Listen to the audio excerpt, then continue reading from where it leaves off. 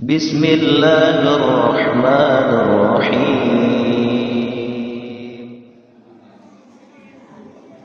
Jadi itu bid'ah terbesar yang pernah dilakukan oleh sahabat, membukukan Al-Quran. Wassalamualaikum warahmatullahi wabarakatuh. Waalaikumsalam.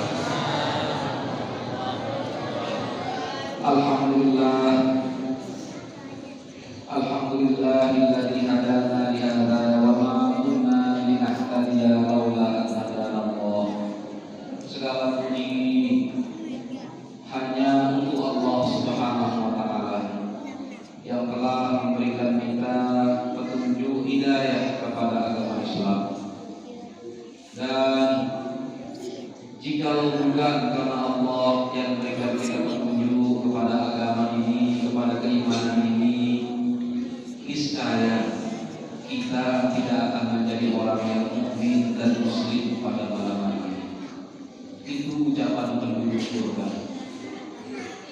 Ahlul jannah, para penduduk surga itu banyak mengucapkan Alhamdulillahilladzi hadana li hadza wa ma kunna linahtadiya laula an hadana Allah. Sebagaimana termaktub dalam Al-Quran dan kita membacanya di dunia. Mudah-mudahan sebagai bentuk latihan kita, sebagai bentuk persiapan kita membaca kalimat yang dibaca oleh penduduk surga di dunia. Mudah-mudahan dengan begitu kita cocok dan pantas jadi penduduk surga. Amin. Allahumma amin. Asyhadu an la ilaha illallah wahdahu la syarika lah wa asyhadu anna sayyidana Muhammadan abdullahi wa rasuluh la nabiyya ba'dahu. Miftah, kunci untuk masuk ke agama Islam itu syahadatain. Orang yang tidak mengucapkan syahadatain atau mengucapkan cuma salah satunya, apa itu, misalnya dia mengatakan asyhadu an la ilaha illallah, dia bersaksi tiada zat yang paling pantas untuk disembah kecuali Allah, tetapi dia tidak meyakini Nabi Muhammad adalah utusan Allah, maka belum dia bisa membuka keislaman. Tetapi setelah masuk ke dalam Islam melalui pintu dan kunci syahadatain, banyak hal-hal yang perlu kita imani. Kita wajib beriman, sembahyang 5 waktu itu wajib, puasa Ramadan itu wajib, haji itu wajib. Apakah punya 8 pintu dan syahadatain? 8 pintu. Kalau masjid ini sekian buah, lalu surga 8 pintu. Masing-masing pintu itu kuncinya apa? Syahadatain. Orang yang tidak mengucapkan syahadatain tidak punya kunci surga. Maka kita pantas bersyukur Bapak Ibu, Allah Subhanahu wa taala sudah memberitahukan kita kunci surga. Kalau kunci neraka kita tidak diberitahu, maka mudah-mudahan kita tidak punya kuncinya. Kalau kita tidak punya kuncinya, kita tidak bisa masuk lewat pintu neraka itu. Amin. Amin. Allahumma shalli wa sallim wa barik ala sayyidina Muhammad wa ala alihi thayyibin at-tahirin wa ala sahabatihi ajma'in wa ala tabi'in wa alaina ma'ahum bi ihsanin ila yaumiddin. Salawat dan salam, salawat dari Allah untuk Nabi, bukan kita yang berselawat untuk Nabi. Allahumma shalli itu artinya ya Allah berselawatlah untuk Nabi. Kita mendoakan Nabi agar Allah berselawat kepada Nabi. Kalau kita tidak punya selawat, hanya dengan doa berbeda selawat di makanan kecil. Selawat katanya diberikan 1000, 2000. Kalau selawat yang sebenarnya itu Allah yang punya dan Allah yang memberikannya kepada Nabi. Innallaha wa malaikatahu yusholluna 'alan nabi. Lalu apa arti ucapan kita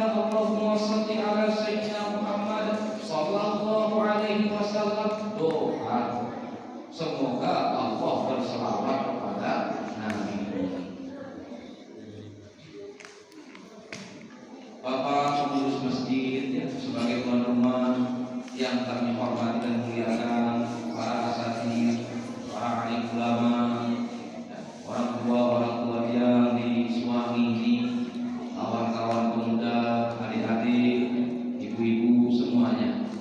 Mudah-mudahan keberadaan kita pada malam hari ini duduknya orang yang bertauhid, syahadatain, Amin. duduknya orang yang memegang kunci surga, dan duduknya orang yang selalu berselawat kepada Rasulullah Sallallahu Alaihi Wasallam.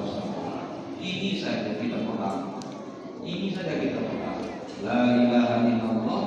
Allahumma shalli ala sayyidina Muhammad. Insyaallah ta'ala. Sehingga kalau Bapak Ibu ya mendengar pengajian para ulama dari dulu, apapun bentuk zikir dan wirid yang diajarkan para ulama-ulama itu pasti ada tahlilnya, la ilaha illallahnya, pasti ada salawatnya. Ini seperti kalau masakan itu komposisi inti, tidak boleh tidak ada yang namanya tahlil dan salawat. Maka ketika berdoa juga kita selalu awali dengan sholawat, kita akhiri juga dengan sholawat. Bapak Ibu yang kami hormati dan muliakan, di kita pada malam hari ini menunjukkan kebersamaan kita. Apa kebersamaan yang kita tunjukkan, yang perlu tunjukkan pada malam hari ini? Siap melaksanakan program yang baik. Selama ada yang mengajar, menuju dan mengerjakan kebaikan, Bapak Ibu ternyata siap. Pengurus masjid tadi menyampaikan mengajak Bapak Ibu untuk santunan anak yatim, alhamdulillah siap. Pengurus masjid mengajak untuk khatmul Quran, mengkhatamkan Al-Quran secara jama'i, secara berjamaah, Bapak Ibu siap sambut. Pengurus masjid mengajak untuk kumpul di sini bertasyawuran tentang nuzulul Quran, Bapak Ibu siap. Bahkan disampaikan tadi Idul Adha ada Quran yang digagas dan dilaksanakan oleh pengurus masjid, Bapak Ibu siap. Kalau Bapak Ibu siap diajak menuju kebaikan, itu alhamdulillah. Apa artinya? Kalau bahasa jamaah itu milih kita diajak menuju kebaikan, daripada apa sebaliknya macet, nggak mau diajak kepada kebaikan, mau diajak itu menunjukkan kerendahan hati. Orang yang memiliki kerendahan hati yang mau diajak, sebagaimana orang yang memiliki kerendahan hati yang rela dan siap ridho bermakmum. Coba misalnya makmum itu udah rendah hati, dia pilih imamnya, atau enggak dia naik ke masjid, ataupun kalau pun tetap berjamaahnya enggak khusyuk, berjamaahnya apa menggerutu, berjamaahnya apa sambil menunggu imam-imam salah, kemudian dia semarakan nanti kalau di luar setelah selesai sholat. Kerendahan. Coba ibu-ibu ini juga, kalau tidak punya kerendahan hati mengikuti kita para bapak-bapak. Kalau ibu-ibu keluar minta izin, kalau kita keluar, kalau ditanya sama ibu-ibu mau kemana, tidak tahu apa. Tapi alhamdulillah kalau para perempuan, para ibu-ibu masih memiliki kerendahan hati untuk menjadi makmum dari suaminya, untuk menjadi makmum dari kepala keluarga. Bapak Ibu yang hormati yang muliakan, nuzul itu bahasa Allah Ta'ala. Dibacakan kita ayat tadi, syahrul Ramadan alladzi unzila fihil Qur'an. Allah Subhanahu wa taala menyampaikan bulan Ramadan itu adalah bulan di mana Al-Qur'an diturunkan.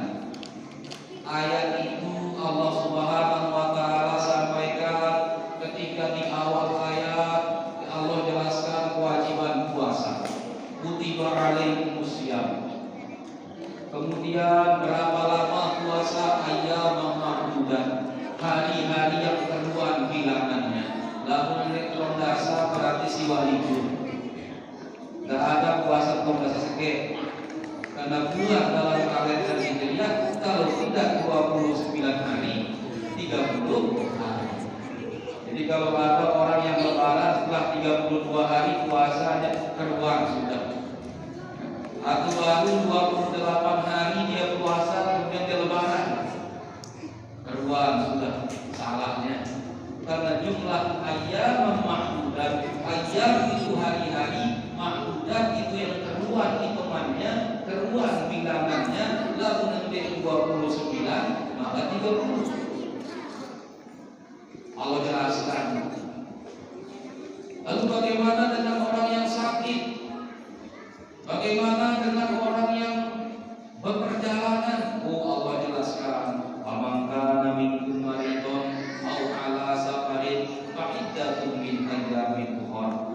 Oh, bagi siapa yang sakit atau perjalanan, maka boleh tidak puasa tetapi wajib diganti atau dipotong.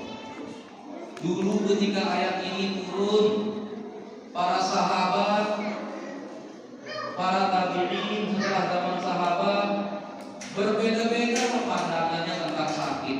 Karena Allah hanya menyatakan barang siapa yang sakit. Kan sakit itu bisa sakit berat, bisa sakit ringan, bisa sakit badan, bisa sakit tangan. Maka sekarang kalau misalnya ada orang sakit hati, sakit tangan, boleh enggak tidak berpuasa? Sehingga ada tabi'in namanya Al-Imam Muhammad Ibnu Sirin. Al-Imam Muhammad Ibnu Sirin menulis kitab Tafsir Mimpi, Tafsir Ahlam Ibnu Sirin. Beliau pernah sakit jarinya, terus dia puasa. Ditanya, kenapa tidak berpuasa? Sakit jari tangan saya. Sedangkan Allah berfirman, "Faman kana minkum maridun," barang siapa di antara kalian yang sakit. Belum tahu Al-Imam Al-Bukhari, ulama hadis Sahih Bukhari. Beliau itu pernah tidak puasa. Dan beliau mengatakan, beliau asobatni illatul khafifah. Saya ini sedang sakit tetapi khafifah, sakit ringan. Ditanya, kamu kenapa tidak puasa? Boleh saya melaksanakan syariat Allah yang tidak berpuasa ketika Ramadan tapi wajib untuk.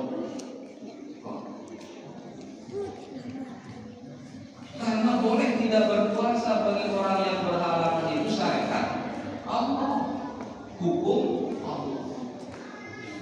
Tetapi di zaman para sahabat, zaman para ulama, para ulama, kalau dibiarkan seperti itu bagi kita yang tidak paham Al-Quran ini sakit sekali-kali pilek, anggur di berpuasa.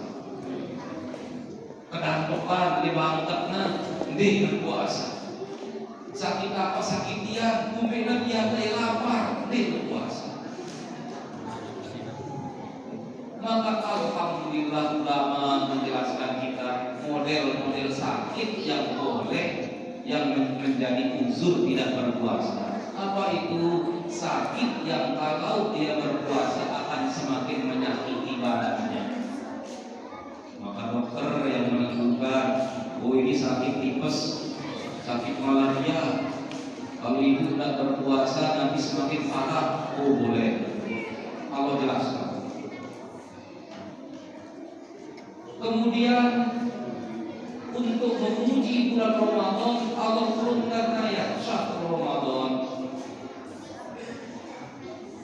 hari di mana kita berpuasa itu namanya bulan Ramadan. Siapa yang menamakan bulan ini Ramadan? Allah Ta'ala. Maka kita hormati Ramadan ini karena namanya itu si Allah Ta'ala. Kalau kita yang berpuasa tidak butuh penghormatan Bapak Ibu, tapi mengapa kita misalnya kalau ada anak-anak nakal misalnya makan sembarangan Dia beli makanan, dia santap siang. Mengapa kita larang dia? Bukan untuk menghormati kita yang berpuasa, tapi menghormati bulan puasanya Allah Ta'ala. Karena apa? Apapun yang Allah berikan nama, yang Allah syariatkan, itu menjadi syiar Allah, syiar Islam, syiar Allah. Dan Allah berfirman, wa may yu'azzim sya'airallah, dan barang siapa sei-sei yang mengagung-agungkan, menghormati syiarnya Allah, itu tanda hatinya bertakwa, takwal qulub. Maka Ramadan ini Allah yang berikan nama untuk kita hormati. Yang biasanya lagi pegawai libur dulu selama Ramadan, yang biasanya misalnya jangan pamer-pamer makan siang hari walaupun dia sah tidak puasa. Ada hina-hina misalnya berhalangan, memang tak boleh puasa karena dia berhalangan. Tapi jangan membuat acara bareng yang meruncing di teras. Ketika ditanya kenapa, kalau kita sedang halangan bolehlah. Dia kelesehan makan siang rame-rame. Oh, tidak boleh. Kenapa? Hormati syahrul Ramadan. Karena Allah yang berikan. Allah sendiri menghormati Ramadan, dan cara Allah mencintai Ramadan itu luar biasa. Bagaimana cara Allah menunjukkan cinta dan penghormatannya kepada bulan Ramadan? Allah sampaikan, unzila fihil Qur'an. Oh, diturunkan Al-Quran pada bulan ini. Al-Quran itu luar biasa mulianya. Siapa-siapa yang bersinggungan dengan Al-Quran ikut dia mulia. Penghafal Al-Quran mulia karena yang dihafal itu Al-Quran. Kalau penghafal lagu sasak, penghafal lagu dangdut, tidak semulia penghafal Al-Quran. Tidak bisa dibandingkan. Guru ngaji mulia atau tidak? Mulia, karena yang diajarkan Al-Quran. Qori yang bagus suaranya membaca Al-Quran menjadi mulia. Yang dibaca, yang dilakukan adalah Al-Quran. Penghormatan kita kepada qori kan kepada sebenarnya kecil, walaupun sama-sama bagus suaranya, nadanya juga bagus, tapi dia beda kalau Al-Quran. Oh, itu cara Allah memuliakan Ramadan. Tetapi Ramadan kapan Al-Quran diturunkan? Wallahu a'lam. Karena Allah menurunkan Al-Quran pada bulan Ramadan, tetapi diturunkan sekaligus. Al-Quran itu dua model turun.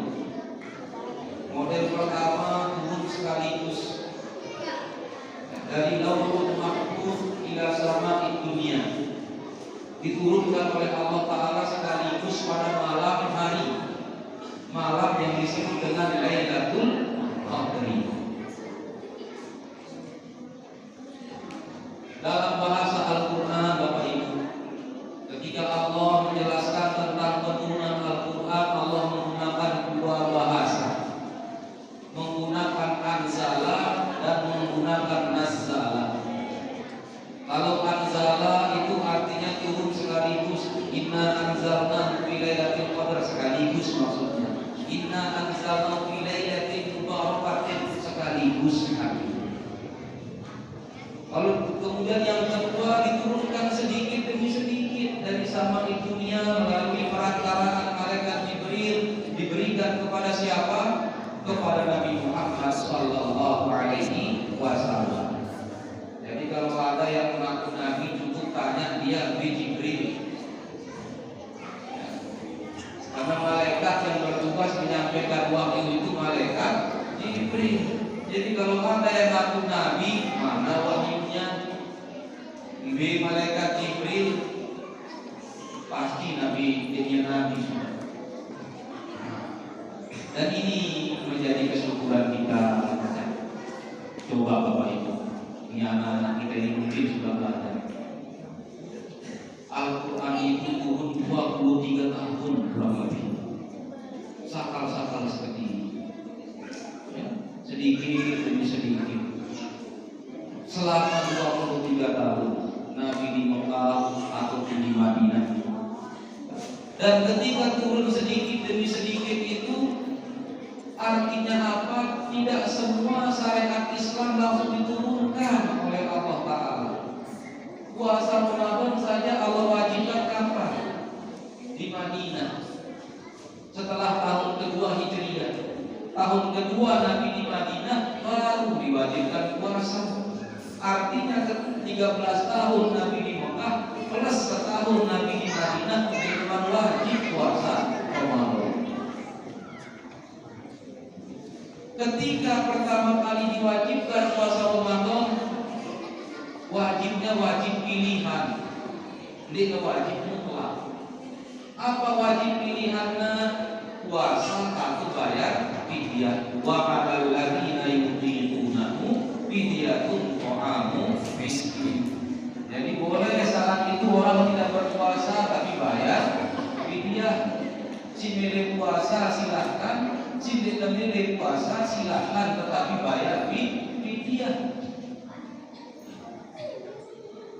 Kemudian apa?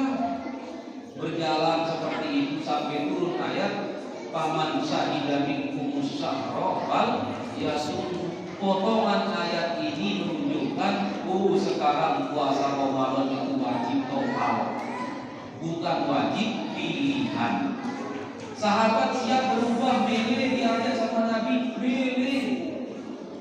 Ya sudah, kalau sekarang bukan lagi pilihannya, ya kami berpuasa. Tetapi masih berat puasa sahabat itu. Apa tempatnya berat? Kalau sudah tidur malam tidak boleh makan ketika bangun.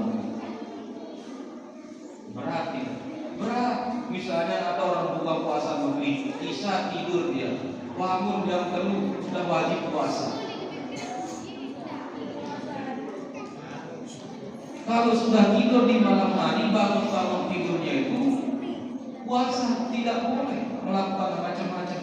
Sampai banyak sahabat itu bingung. Ada namanya Umar bin Khattab radhiyallahu anhu. Dia suruh kalau yang Elena mau mendatangi istrinya, tapi istrinya menjawab, ini qadimtu. Saya sudah tidur tadi. Berarti wajib puasa. Lah, libur. Ya sebenarnya banyak sahabat itu begitu. Ada yang belum sempat makan ketika berbuka, hanya kurma sama air. Tiba-tiba tidur, bangun-bangun sudah harus puasa, tidak boleh makan minum, walaupun masih malam. Akhirnya apa? Allah melihat keadaan itu, diturunkan lagi ayat. Apa ayat yang Allah turunkan? Uhilla lakum lailatas siyami rafathu ila nisaikum. Dihalalkan bagi suami istri untuk mendatangi istrinya, ya, pada malam-malam puasa. Mengapa Allah perlu sampaikan dihalalkan? Karena sebelumnya tidak halal. Sebelumnya kalau sudah tidur malam puasa, maka Allah sampaikan dihalalkan sekarang.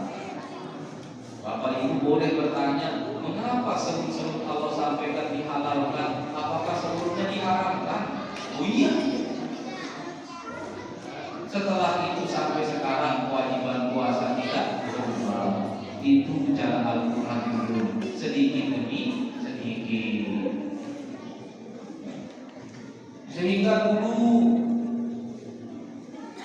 ketika Islam turun, khamr juga belum langsung diharamkan.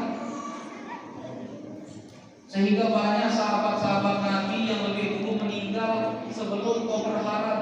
Jadi kalau ada orang yang mencampurkan tetapi suruh ada yang menyatakan ada sahabat Nabi minum khamr, ya kita jawab ada. Ada seperti sahabat Nabi minum khamr. Nah, ini contoh suruh ada, jangan ditiru.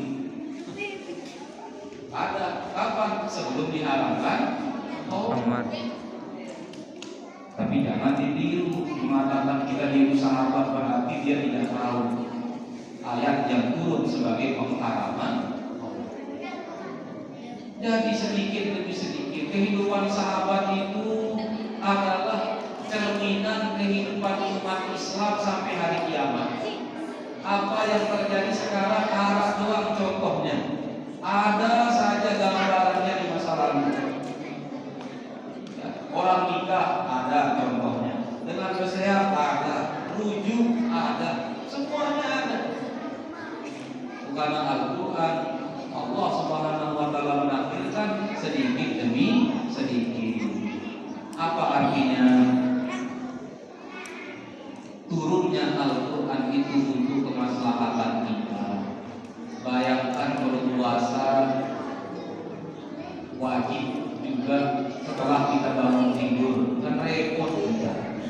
Kalau tidur jam 10 bangun jam 2 bangun langsung puasa. Tetapi Allah paham, maka Allah Subhanahu wa Ta'ala berikan kemaslahatan. Ini yang pertama. Tanamkan keyakinan di hati dulu semuanya, di hati kita semua, bahwa Al-Quran itu diturunkan untuk kemaslahatan kita, bukan kemaslahatan Allah. Allah tidak butuh kemaslahatan, Allah tidak butuh ibadah kita. Yang butuh ibadah itu kita, yang butuh maslahat itu kita. Ketika Nabi masih hidup, orang-orang yang bergaul dengan Quran itu luar biasa tinggi derajatnya. Bahkan Nabi memuji para ahli Quran. Orang-orang yang dikatakan sebagai orang yang rajin baca Quran itu nanti di hari kiamat Al-Quran datang syafi'an di ashabihi. Datang dia sebagai pemberi syafaat. Apa arti syafaat itu Bapak Ibu? Menambahkan. Syafaat itu menggenapkan, tetapi menggenapkan dengan cara menambahkan. Kalau Bapak Ibu menggenapkan itu jadi kira 6 atau baru? Baru. Masa ada orang menggenapkan terus berkurang? Genapkan ke-5 jadi 4 katanya salah. Genapkan 5 menjadi 6. Maka Al-Quran itu menggenapkan kebaikan kita dengan cara menambahkannya kalau ada kurang. Nabi juga bersabda, "Khairukum man ta'allama al-Qur'an wa 'allama." Sebaik-baik dari engkau adalah siapa yang mempelajari Al-Quran dan mengajarkannya. Maka para sahabat berlomba-lomba mempelajari Al-Quran. Begitu Al-Quran turun, Nabi secara telaten ngajarin sahabat, mengajarkannya langsung hafal. Kalau sekarang mengajarkan Quran ada intro, ada papan tulis, ada macam-macam alat bantu, ada YouTube, ada macam. Nabi ketika mengajarkan sahabat Al-Quran, banyak sahabat yang tidak bisa menulis. Jadi begitu diajarkan harus langsung hafal. Misalnya turun ayat, "Afala yanzuruna ilal ibili kayfa khuliqat wa ilas samai kayfa rufi'at wa ilal jibali kayfa nusibat wa ilal ardi kayfa sutihat." Langsung harus dihafal oleh sahabat. Karena mereka tidak bisa menulis, banyak yang tidak bisa menulis. Untuk sahabat yang bisa menulis, Nabi tugaskan untuk menulis Quran. Ada sahabat Zaid bin Sabit, ada sahabat Abdullah bin Mas'ud yang sudah bisa menulis. Rasulullah SAW suruh. Bayangkan kalau kita sekarang kan rata-rata sudah bisa menulis, rata-rata sudah banyak tempat mempelajari Al-Quran. Perempuan-perempuan dulu juga tidak mau ketinggalan. Ada satu hadis, anak sahabat Nabi sahabat Nabi penasaran, ya, mengapa tidak ada istri Nabi dari golongan Ansor? Ada tidak istri Nabi dari golongan Ansor? Padahal Nabi 10 tahun di Madinah, wafat di Madinah. Istrinya semua orang Mekah, ada satu orang Mesir. Tapi tidak ada dari golongan Ansor. Sewaktu ada sahabat penasaran, akhirnya memberanikan diri bertanya, ya Rasulullah, ala tuzawwijul ansariyah. Wahai Nabi, mengapa engkau tidak menikah dengan perempuan Ansor dan engkau tinggal di Madinah? Apa jawaban Nabi? Perempuan Ansor itu syadidul ghirah, dia pencemburu luar biasa. Perempuan Ansor, makanya laki-laki dari golongan Ansor itu kalem-kalem, penduduk-penduduk, karena dalam kebalinya istrinya. Jadi kalau ada istri pencemburu itu seperti perempuan Ansor. Ya. Tapi mengapa rata-rata ulama bahkan yang ikut berjihad ke medan perang itu rata-rata perempuan Ansor? Karena pencemburu dan pahitnya. Kalau laki-lakinya bisa Al-Quran, saya juga harus bisa. Bahkan bila perlu tidak dikasih makan dulu suaminya sebelum suaminya mengajarkan dia Al-Quran yang diajarkan oleh Nabi. Dari mana tadi? Di majlis Nabi. Apa yang diajarkan Nabi? Ini ajarkan saya dulu anak-anak. Kalau tidak diajarkan saya tidak siapkan makanan. Sehingga yang pintar bukan suaminya, tapi istrinya juga ikut pintar belajar Al-Quran. Yang berwawasan Al-Quran tidak hanya dengan mama, yang Nina juga begitu. Perawat pertama di zaman Islam itu perempuan Ansor, ngotot ikut berperang. Sahabat Sahabiat pertama. Nah, itu gambaran sahabat itu santer dia berjuang untuk Al-Quran. Wafatlah Nabi. Yang menjadi pemimpin Abu Bakar As-Siddiq. Di masa Abu Bakar As-Siddiq luwih perang. Gara-gara banyak perang, banyak penghafal Al-Quran yang gugur sebagai syahid. Akhirnya di suatu waktu Umar bin Khattab menyusul, memberikan pemikirannya kepada Abu Bakar As-Siddiq. Wahai Abu Bakar, rasa-rasanya melihat kenyataan banyak para tokoh, para tokoh yang gugur di medan perang, perlu kita tulis Al-Quran ini dalam suku buku. Abu Bakar As-Siddiq tidak berani. Apa jawaban Abu Bakar As-Siddiq? Bagaimana mungkin saya melakukan sesuatu lam yaf'alhu Rasulullah sallallahu alaihi wasallam? Masa saya berani melakukan sesuatu yang tidak pernah dilakukan Nabi? Nabi tidak pernah mengumpulkan Al-Quran dalam satu buku, satu mushaf. Kok tiba-tiba engkau mengusulkan, wahai Umar? Apa jawaban Umar? Kontak. Huwa wallahi khairun.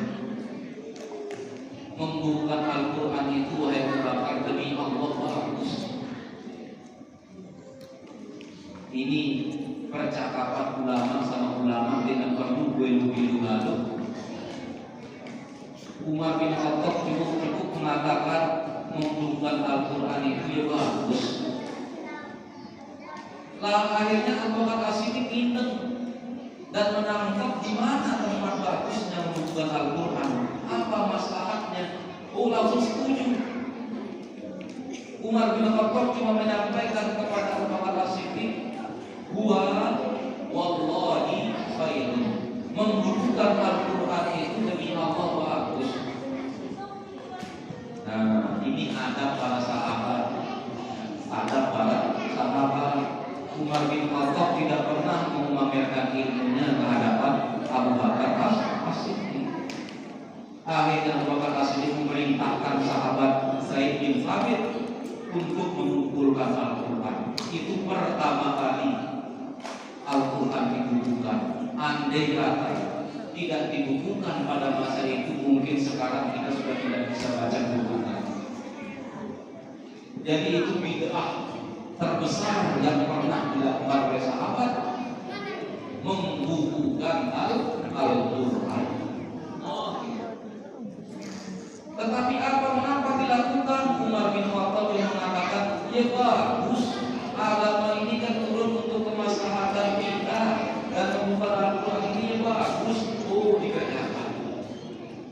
dikerjakan. Begitu wafat Abu Bakar As-Siddiq, mushaf itu disimpan di rumah Umar bin Khattab. Setelah wafat Umar bin Khattab, mushaf itu disimpan di rumah Siti Hafsah, anaknya Umar bin Khattab. Sampai naiklah Utsman bin Affan menjadi khalifah yang ketiga. Semakin banyak perang, sahabat sudah bersebar. Ada yang di Mesir, ada yang di Yaman, ada yang di Irak, ada yang di Syria. Sehingga masing-masing umat Islam itu mengikuti gurunya. Di Mesir ada Amr bin As, maka orang Mesir itu baca Al-Quran seperti cara baca Amr bin As. Di Basra, di Yaman ada Mu'adz bin Jabal, maka orang Yaman baca Al-Quran seperti cara bacanya Mu'adz bin Jabal. Beda-beda cara umat Islam baca Quran dulu. Ya beda. Maklum tidak ada titik, tidak ada baris. Belum ada titiknya. Apa telurnya? Dinarak telur. Akhirnya di suatu waktu ketika umat Islam berperang di Eropa, sebagaimana diriwayatkan oleh Imam Al-Bukhari bahwa sahabat Nabi yang bernama Hudzaifah bin Yaman ikut berperang ke Eropa. Eropa mana? Armenia, di Armenia dan Azerbaijan. Ketika sembahyang berjamaah dan baca Quran, beda-beda cara orang baca Quran. Beda-beda. Akhirnya khawatir masjid Jabal. Ini baru 20 tahun Nabi wafat. Kok sudah beda-beda cara umat ini baca Quran? Bagaimana kalau 50 tahun lagi, 100 tahun lagi? Ini baru teman 20 tahun Nabi wafat sudah berbeda cara orang baca Quran sebagaimana diajarkan Nabi, beda-beda. Akhirnya sepulang dari Eropa, Hudzaifah bin Yaman musul Khalifah Utsman bin Affan, harus ini dibutuhkan Al-Quran ini lagi dan disebar ke berbagai negeri karena orang-orang sudah berbeda caranya baca Quran, beda-beda. Akhirnya Utsman bin Affan radhiyallahu anhu membuat panitia yang dikepalai oleh Zaid bin Sabit untuk menulis Quran, dan prosesnya berat dan lama. Bagaimana cara Zaid bin Sabit untuk menjamin yang ditulis itu bukan asli? Tidak sekedar betul tidak hafalan sahabat ini, diteliti. Pertama harus pakai 2 saksi. Misalnya tanya sahabat ini, apa Quran yang kau hafal? Ayat ini. Surat apa itu? Ayat berapa? Setelah itu tanya 2 orang saksi. Betul tidak? Betul tidak? Baru ditulis. Ini telitinya. Barulah ditulis 6 mushaf. Dan 6 mushaf itulah yang menjadi Quran pegangan kita sampai sekarang. 6 mushaf yang ditulis di masa Utsman bin Affan di pegangan kita ini, yang kita baca itu. Apa artinya cerita ringkas ini Bapak Ibu? Cerita ringkas tentang pembukuan Al-Quran itu menunjukkan juhudus sahabat fi khidmatil Quran, hifdhan wa tadwinan wa tawfiqan. Bagaimana kesungguhan dan pengorbanan para sahabat Nabi untuk berkhidmah kepada Al-Quran, menghafalnya, menulisnya, sehingga menelitinya sehingga betul Al-Quran yang kita baca. Sehingga sekarang ada yang bertanya, Malik Yaumiddin ini betul-betul Fatihah atau bukan? Apakah betul yang diucapkan Nabi begini atau cara Nabi bacanya lain? Baca Quran, laqad ja'akum rasulun min anfusikum azizun 'alaihi ma 'anittum. Betul enggak Nabi bacanya seperti itu? Alhamdulillah para sahabat itu berkorban untuk kita, ya. Dengan sebagaimana dengan kawah kita yang dulu berkorban untuk kita, sehingga sekarang kita bisa menikmati kehidupan yang lebih baik. Ya. Ini juhudus sahabat, kesungguhan sahabat dalam berkhidmat untuk Al-Quran. Maka Bapak Ibu, ini mumpung bulan Ramadan, ya paling tidak kalau tidak bisa khatam sekali, ya mana-mana khatam berjamaah lah. Ya, kalau tidak bisa khatam sendiri, ya khatam berjamaah, sejus kan masing-masing sejus. Ya, itu cara kita, cara guru-guru kita, agar kita ini bisa khatam secara kifayah, bukan khatam secara aini. Mungkin khatam secara ain susah, mesa-mesa, paling gede khatam secara kifayah. Bayangkan kalau tidak ada satu pun orang di Suwangi ini khatam Quran, kan susah kita. Arah suku desa misalnya, tidak dalam setahun itu tidak ada satu pun yang pernah khatam Quran sekali-sekali. Padahal berapa kakak di situ 1.500 penduduknya. Terus tidak ada yang pernah khatam Quran sekali-sekali. Paling bacanya Al-Fatihah, ayat kursi. Tapi yang hal itu bagus, lalu khatam juga bagus. Maka semacamnya paling tidak lakukan khatam yang berjamaah. Karena para sahabat itu, para ulama itu sudah luar biasa berkorbannya untuk kita. Sampai saat ini kita bisa membaca Al-Quran dengan benar karena jasa para sahabat, jasa para ulama. Laulal ulama lama arafna al-anbiya. Lamun karena ulama kita tidak tahu ajaran Nabi. Kalaulah bukan ulama, kita tidak akan tahu ajaran Nabi. Ini ya Bapak Ibu pesan-pesannya. Ya, inti yang sampaikan malam ini adalah menceritakan sedikit tentang juhud, kesungguhan, pengorbanan para sahabat Nabi, sehingga kita bisa menikmati mushaf Al-Quran sampai detik ini, sampai hari ini. Itu perjuangan bertahun-tahun dikumpulkan, perjuangan yang sedemikian berat sampai terkumpullah Al-Quran yang 30 juz, 114 surat, 6.236 ayat tersebut. Ya, maka mudah-mudahan kalau tidak kita, yang anak-anak kita ini lah, ya serahkan ngaji untuk berkhidmat kepada Tuhan. Mudah-mudahan ada manfaatnya. Dan mohon maaf ya atas kekhilafan, kesalahan. Mudah-mudahan silaturahmi kita ini menjadi sesuatu yang mendatangkan banyak kebaikan dari Allah Subhanahu wa taala. Amin. Ya, aku qouli hadza wa astaghfirullah li wa lakum wa lisa'iril muslimin wal muslimat. Wallahu muwaffiq wa hadi ila sabilir rasyad. Wassalamu alaikum